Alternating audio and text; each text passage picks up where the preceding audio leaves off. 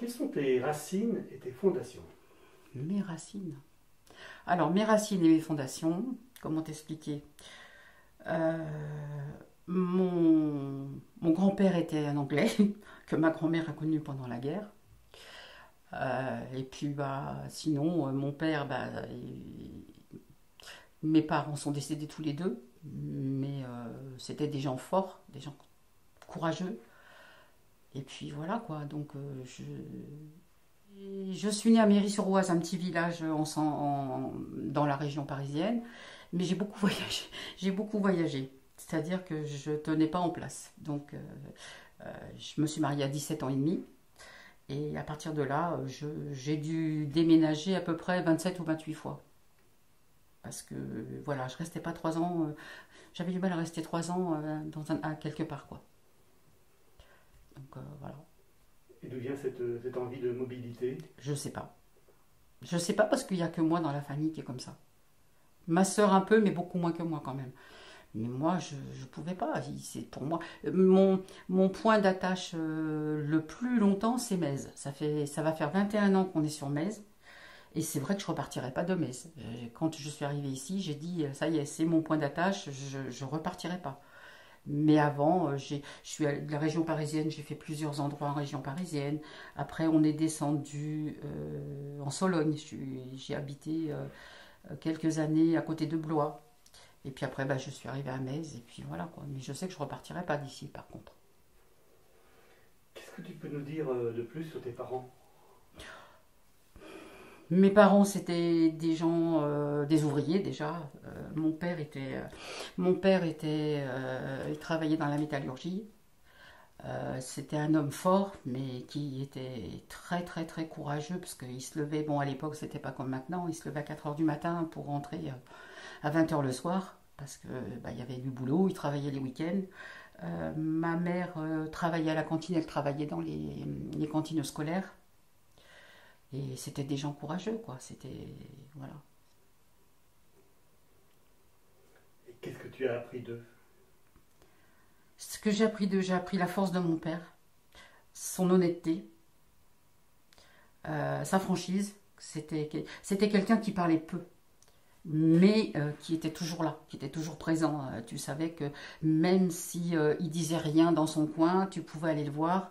Il était là, il était présent. J'avais, parce que j'avais beaucoup moins d'affinité avec ma mère. Ma mère, totalement différent. C'était une femme forte, très très forte de caractère, qui menait le monde à la baguette et à qui il fallait surtout pas résister, quoi. Donc j'avais beaucoup moins d'affinité avec elle. Et puis c'est d'ailleurs comme ça que je suis partie de chez moi à 17 ans, quoi. Quand tu me parlais de ton père, Oui. il me semble avoir senti que tu aimais énormément ton papa. Ah oui. Je te dis, mon père, c'était mon modèle. C'était un homme courageux, c'était un homme fort, c'était un fort. Euh, comment, comment le décrire? Parce que c'est mon père, je l'adorais, mais je le trouvais fort et faible en même temps. Parce qu'il ne savait pas dire non à ma mère, il ne savait pas résister. Il préférait partir, il allait siffler dans le jardin plutôt que de la contredire. Bon, il avait eu un premier mariage qui avait été malheureux, donc du coup, il préférait en fait, pour avoir la paix quelque part, parce qu'il se levait quand même à 4 heures, il rentrait à 8 heures le soir, il avait des journées, puis bon, il n'était pas jeune, mais il préférait partir, donc il sifflait dans son coin et il partait faire un tour.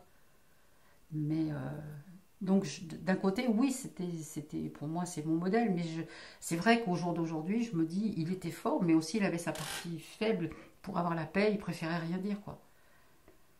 Il partait. Il revenait une heure après. Et quel enfant tu étais, toi? J'étais pas sage, mais j'étais pas non plus turbulente, ni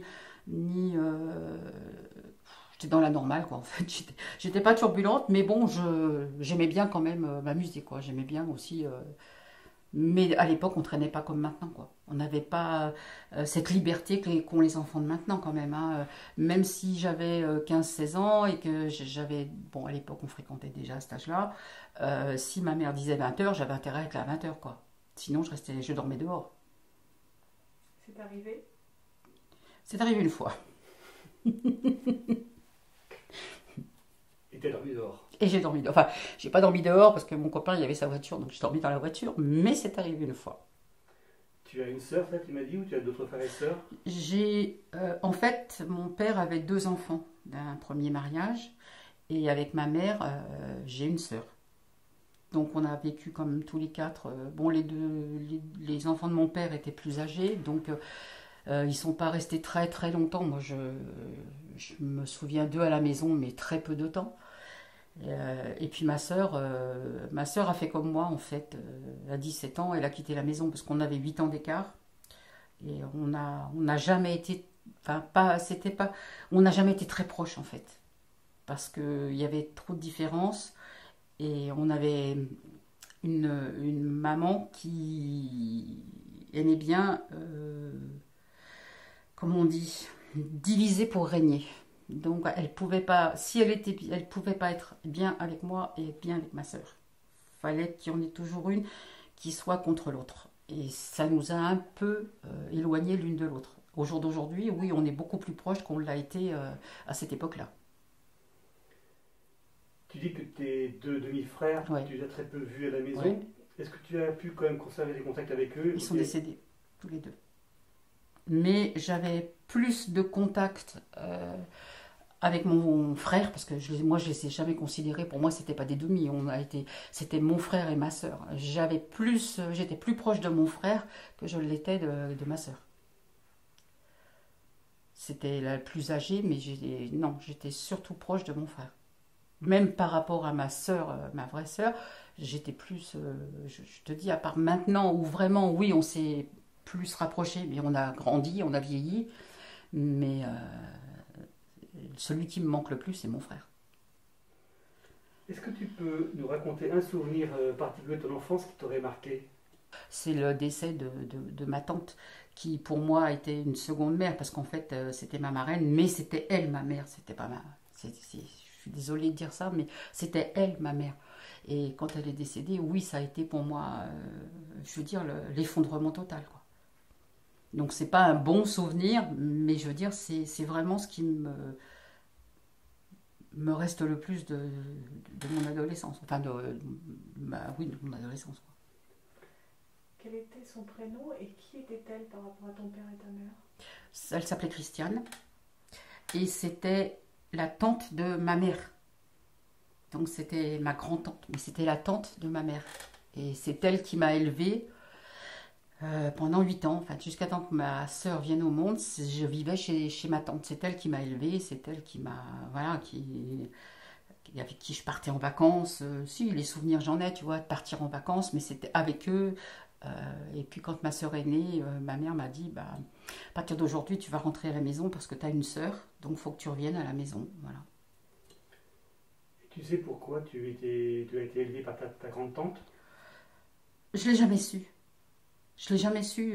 Ma mère me disait qu'elle travaillait beaucoup. Bon, c'est vrai qu'elle travaillait, elle faisait le ménage le matin, des ménages le matin, le midi, bon, elle faisait la cantine, le soir, elle faisait encore des ménages. Mais j'ai vraiment jamais su pourquoi je me suis retrouvée comme ça chez ma tante qui elle, oui, m'a élevée, quoi. Ils habitaient loin les uns des autres? Non, ils habitaient peut-être à 2 km, 2-3 km, quoi. Mais voilà, j'étais chez ma tante et c'était, voilà. Tes parents venaient te voir? Oui, bien sûr. Mais c'était, voilà, c'était, en fait, j'habitais là, quoi. Durant ta scolarité, quel Oui. élève tu étais? Quel élève j'étais? Intrépide. Je travaillais bien à l'école, c'est sûr, mais j'aimais bien m'amuser, j'aimais bien faire des conneries, c'est le cas de le dire. J'aimais pas les punitions parce que je me sauvais. Et la directrice à l'époque, qui habitait pas loin, qui venait me rechercher chez ma mère en disant elle était punie, il faut qu'elle revienne à l'école. Mais ouais, j'étais intrépide, quoi, j'aimais bien. Mais c'était pas comme maintenant. À l'époque, c'était l'école des filles, l'école des garçons. Il n'y avait pas. Voilà, c'était pas du tout pareil, quoi. On peut pas comparer nos époques. Et jusqu'où tu es allé en études? À l'époque, on n'avait pas le choix. C'était le certificat d'études que j'ai eu avec mention. Après, pendant 2 ans, j'ai suivi une école de secrétariat. Et puis voilà, et puis j'ai eu... Parce que j'étais trop jeune pour passer un BEP, parce que le certificat d'études c'était 14 ans, le BEP c'était 17 ans ou 18 ans, je ne les avais pas. Donc comme j'étais du niveau, parce que j'ai pris des cours accélérés en secrétariat, donc à 15 ans et demi, j'avais 16 ans, j'allais travailler.